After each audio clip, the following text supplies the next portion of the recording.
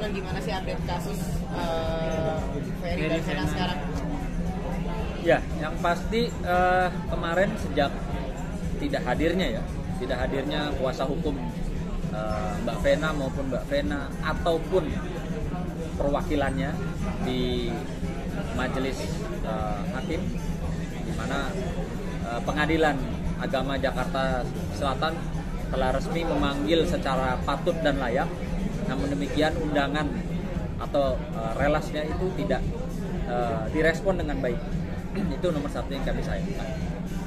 Sehingga menurut majelis hakim akan mencoba mengundang lagi baik kuasa hukum, perwakilannya ataupun kehadiran daripada termohon dalam hal ini Mbak Vena Melinda di hari Kamis tanggal 23 Februari 2023 besok jam 9 pagi.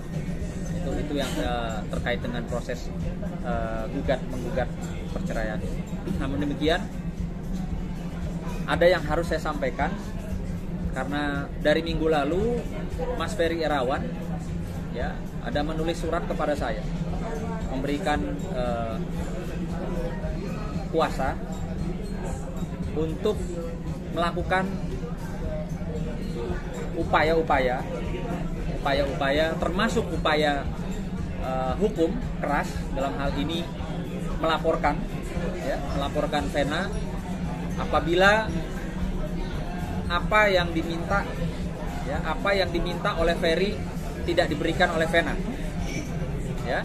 Jadi saat ini sedang kami persiapkan apa-apa saja ya. Mas Ferry kemarin kasih saya list daftar. Dan ketika itu tidak diberikan oleh Vena, maka tidak menutup kemungkinan kami akan melakukan upaya hukum, yaitu melaporkan Vena dengan dugaan tindak pidana tentunya. Itu yang saat ini bisa saya sampaikan sebentar. Memang listnya apa aja, Pak? Ya? Listnya apa aja? Ada, kami sedang sedang pelajari list-listnya, yang dimana kalau memang itu tidak diberikan ya oleh Vena, maka adanya dugaan pelanggaran pidana itu jelas dan kami tidak segan untuk melaporkan. Salah satunya mungkin nanti saya kasih info. Kalau untuk melaporkan itu emang pas ntar di tanggal berapa? 23 atau pas sebelum itu? Ya, saya berharap sebelum tanggal 23 itu apa yang diminta oleh Mas Ferry tentunya dapat dipenuhi oleh Vena. Tapi kalau tidak, ya saya juga harus berkoordinasi dengan Mas Ferry apakah nanti saya sampaikan langsung di Pengadilan Agama ya melalui kuasa hukumnya atau bagaimana. Tapi itu terkait finansial atau apa, Bang? Ya, terkait banyak hal. Dan biasanya kan pakai somasi dulu, Bang. Ya. Nah, ini tanpa somasi langsung lapor aja. Oh enggak. Pastinya nanti kan ini dia. Saat ini kami sedang persiapkan legalitasnya, dan kami sedang inventory apa-apa saja yang memang itu seharusnya diberikan kepada Mas Ferry. Berarti ini ada hubungannya dengan statement ibunya Mas Ferry kemarin tuh tentang semua yang Vena keluarkan, maksudnya tidak bekerja atau itu salah satunya. Kalau itu tidak ya. Artinya kalau masalah nafkah apa yang sudah diberikan Ferry ya tentunya itu menjadi memang haknya seorang istri ya diberikan oleh suami. Ini di luar daripada itu. Atau dari pencemaran nama baik itu bukan, Bang? Oh bukan. Ini lebih keras lagi pidananya kalau memang nanti Vena tidak memberikan. Jadi bukan masalah pencemaran nama baik, tapi lebih kepada adanya dugaan pelanggaran yang dengan ancamannya cukup keras di atas 4 tahun. Kalau misalnya boleh dibocorin, apa tuh, Bang? Maksudnya dia akan ditindak pidana atas? Ya, saya nggak bisa bicara sekarang, ya, karena saya dan tim sedang mempersiapkan, ya. Lalu kapan? Apakah sebelum akan saya sampaikan atau pada saat besok hari Kamis tanggal 23? Ini yang masih jadi bahan pertimbangan kami. mungkin karena juga hari Minggu kan, saya tidak bisa berkoordinasi atau komunikasi dengan Mas Ferry sehingga saya baru bisa jawab minggu depan. Tapi yang pasti, dan saya dapat pastikan kalau memang Vena tidak memberikan apa yang diminta oleh Ferry ini, dugaan keras tindak pidananya bisa saja terpenuhi. Ancamannya berapa tahun kalau dari Bang Sunan sebagai pengacara, dari list juga yang dikasih Mas Ferry? Ya di bawah 5 tahun, di bawah 5 tahun. Tapi ini ya sebenarnya kalau sampai jalur pidana kan tidak diinginkan. Tapi kalau memang itu hak daripada Ferry sudah sampaikan, bro, tolong ini hak saya, kata. Bang, kalau kita keadaan Mas Ferry sekarang seperti apa? Kan dari awal sampai sekarang belum ada informasi tentang kabarnya tentang beliau ini seperti apa di rutan. Alhamdulillah baik, kabarnya baik. Ya memang agak kurusan ya, agak turun berat badannya. Tapi kemarin saya juga menyampaikan melalui adik kandungnya yang ada di sana, kebetulan lagi besuk, bahwa Mas Ferry harus kuat. Gak mungkin Mas Ferry dikasih cobaan seperti ini sama Tuhan, sama Allah, kalau Mas Ferry gak kuat. Jadi kalau Mas dikasih cobaannya ini, artinya Mas kuat untuk melewati. Yang saya minta, Mas Ferry juga harus nanti menyampaikan apa adanya sesuai dengan fakta, tidak dilebihin, tidak dikurangin. Pada saat nanti proses persidangan dugaan KDRT-nya disampaikan. Ya, artinya kalau memang ada KDRT, sebagai laki-laki Ferry harus ngakuin. Harus mengakui, karena di proses nanti pengadilan, hakim pasti akan menanyakan, Mas Ferry, Anda dituduh melakukan KDRT yang katanya menyebabkan hidungnya itu keluar darah, hidungnya korban. Dengan cara bagaimana Anda melakukan KDRT? Nah, itu akan ditanya nanti sama majelis hakim. Dengan cara apa? Dengan bagaimana Anda melakukan KDRT? Apakah Anda tonjok, Anda tempeleng, Anda benturkan ke benda keras? Nah, itu nanti akan terungkap tuh faktanya di sana. Di persidangan akan diungkap seperti itu. Jadi saya minta Mas Ferry harus ngomong sejujurnya. Ya, kalau Mas Ferry nempeleng, ngomong nempeleng. Kalau nonjok, ngomong nonjok. Tapi kalau tidak, ya sampaikan juga tidak. Gitu loh. Tidak ada desakan atau paksaan, tekanan nggak ada di sana. Karena itu betul-betul area persidangan itu murni bicara fakta, nggak bicara adanya tekanan, orang harus ngaku ini itu nggak bisa. Nah, untuk kasus ini dilaporinnya di mana? Yang mana? Kasus yang ini dari list Ferry itu. Yang dugaan tindak Oh, bisa di Jakarta. Di Jakarta. Bang, salah satunya juga yang kemarin dibilang sama ibunda Mas Ferry itu yang dia disekap gitu juga udah sih, nggak boleh keluar segala macam. Itu salah satunya kan, Bang? Itu kan menurut keterangan Vena sendiri kan yang disampaikan ke ibundanya Mas Ferry. Iya. Gitu loh. Nah, cuman sejauh ini sih belum ada belum bicara untuk ambil upaya-upaya hukum dari peristiwa itu. Jadi tapi ini dari peristiwa yang lain. Dari peristiwa yang lain, dan saya dapat pastikan kalau tidak diberikan pasti ada sanksi pidananya. Itu kalau di tanggal 23 nih dua-duanya pasti ada nggak, atau Ya saya berharap hadir. Jangan kayak kemarin lah. Artinya gini, harusnya kan pengacara senior itu mencontohkan kepada para juniornya, kepada masyarakat, bahwa ketika kita dipanggil secara patut, resmi dan pantas oleh pihak pengadilan, seyogyanya kita datang. Ya, katakan ada kesibukan lainnya yang lebih penting, mungkin bayarannya lebih mahal, paling tidak kirim orang. Ya, kan banyak, ada asistennya, ada partnernya. Ini kemarin kan sama sekali nggak ada. Termohonnya Vena tidak ada, kuasa hukumnya tidak ada, perwakilan dari kantor hukumnya juga tidak ada.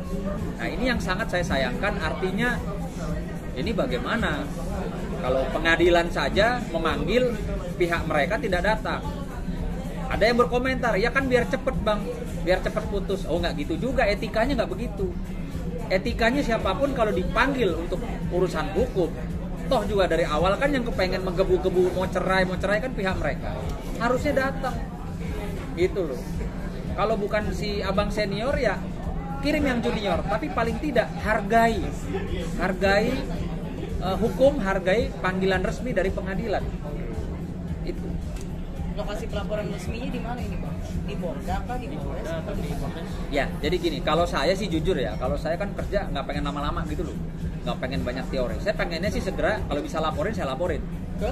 ya. Tapi kan memang harus ada mekanismenya di sini, ya.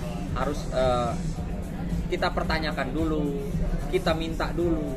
Kalau nggak dikasih ya sudah, artinya tidak ada jalan lain, ya.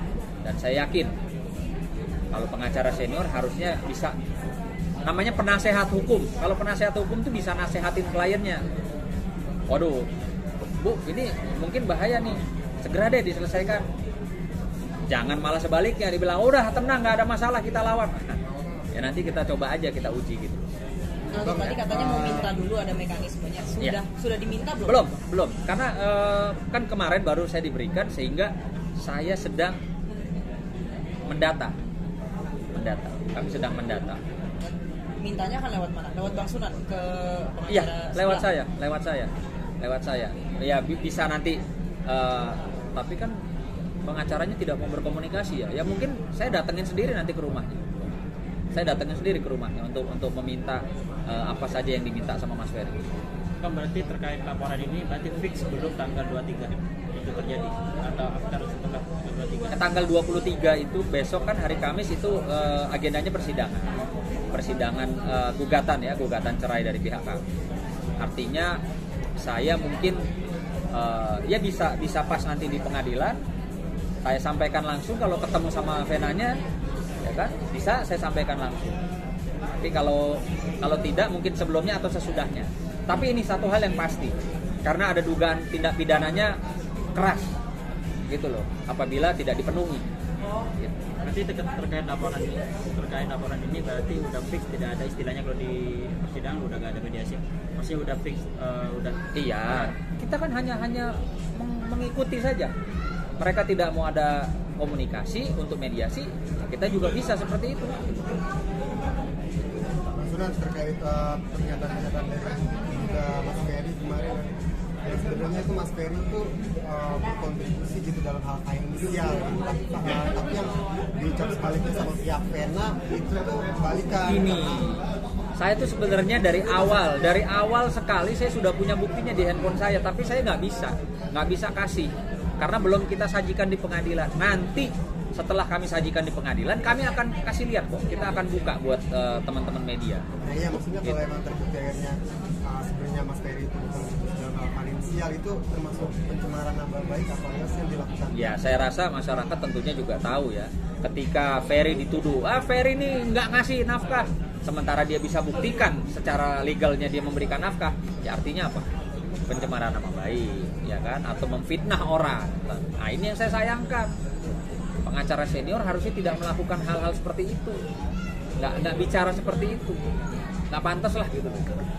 Harusnya kan dia bagaimanapun Ferry itu adalah suami dari kliennya Vena, ya nggak perlulah dijatuhin, nggak perlulah direndah-rendahkan, apalagi terkait dengan hal-hal yang mungkin dia tidak tahu atau Vena tidak cerita. Kalau saya yakin si abang juga nggak tahu itu. Kenapa? Kalau tahu nggak mungkin abang itu ngomong si Ferry itu cuman modal doang, apalah mau kondo ini itu, nggak pernah ngasih nafkah. Mungkin Mbak Vena nggak ngomong. Nah, tapi kan ada rekam-rekam digital yang tidak bisa dielakkan, tidak bisa dihindari dan dapat dibuktikan.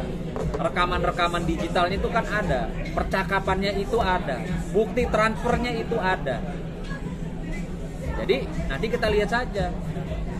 Gitu loh. Ya, ada rencana untuk proses hukum, Bang. Nanti kita lihat. Setelah kita sajikan, baru nanti kita lihat ke depannya. Penting nggak kita laporin atau nggak penting? Biar masyarakat saja yang menilai. Gitu. Karena buat saya mungkin saat ini lebih orang memikirkan sanksi sosial daripada sanksi hukum. Gitu. Jadi nanti kita tinggal sajikan aja apa yang dituduhkan. Oh, maaf, ini buktinya tidak seperti yang Anda tuduhkan. Gitu. Lebih kepada ke situ sih. Saya ingin membuktikannya bukan dengan laporan polisi, tapi lebih kepada Anda mengatakan ini loh buktinya. Gitu.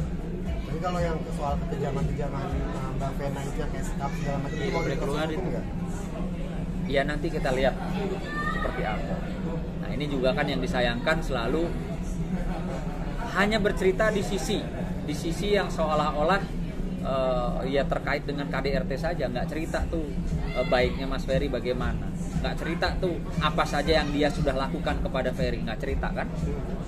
Nah keluarga juga sudah merasa ya udah kita udah nggak bisa diam, toh mereka sudah tidak mau berkomunikasi, tidak mau baik, tidak mau damai, ya sudah Anda menyerang, pihak kami juga bisa menyerang. Sudah jadi jatuhnya ke situ. Sebenarnya saya jujur ya, saya kasihan kalau ngelihat ada keluarga pasangan suami istri itu sampai kayak buka-bukaan, bongkar-bongkaran. Tapi pihaknya sebelah itu yang tidak memberikan kami opsi, ya mendengarkan kami saja tidak.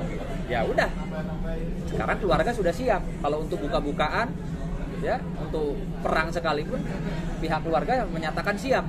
Bahkan ngomong sama saya, Mas Sunan nggak usah upaya damai lagi, kita buka aja semua.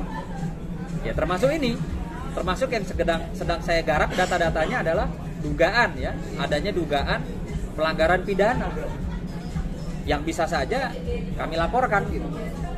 Berarti sidang perdana ini tanpa mediasi lagi ya Bang Sunan, tanggal 23? Ya sepertinya gitu, nggak ada kan, pihak mereka juga nggak mau, ya pihak kita ya mengikuti aja, samalah sama-sama aja, biar imbang kan, sana nggak mau sini juga nggak mau kan gitu, emang sini cowok apaan kan gitu.